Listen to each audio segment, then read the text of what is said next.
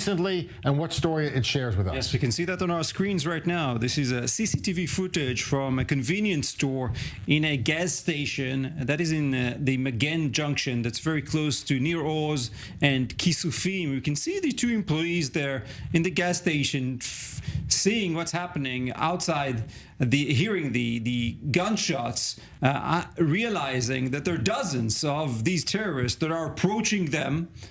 They had to quickly decide what to do, rushed to the back of that store, eventually locked themselves up in a refrigerated room as these terrorists continued to make their way into that gas station, firing into whatever they could. You know, this is, again, an illustration of what Hamas attempted to deny, the indiscriminate shooting towards civilians. This was what they're all about. You can see them taking over that store, shooting at whatever they can. They're searching for the staff.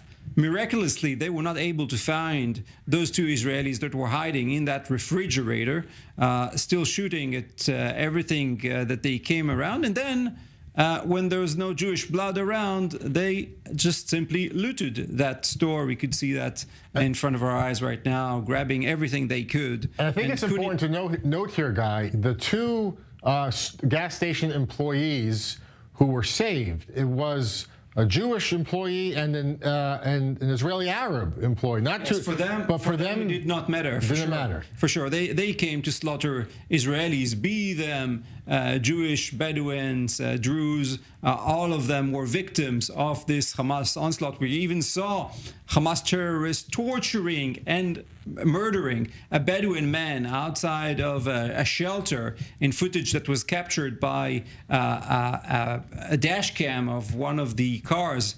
So certainly all were fair game for these Hamas terrorists as long as they are Israelis. Having said that, obviously the main target was the Jewish communities. What for the people of Gaza, the terrorists were settlements. And the Jewish employee and his Israeli Arab friend working together to try and save their lives.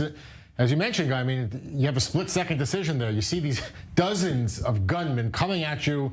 You have to make it. Do you run out of the store and try and hide outside? Do you run inside? They got lucky. They chose a freezer room that no one could. Terrifying, and we saw so many cases of other Israelis that were not that fortunate, that ran into shelters, first hearing the rocket alarm sirens and thought that that would be a safe place for them.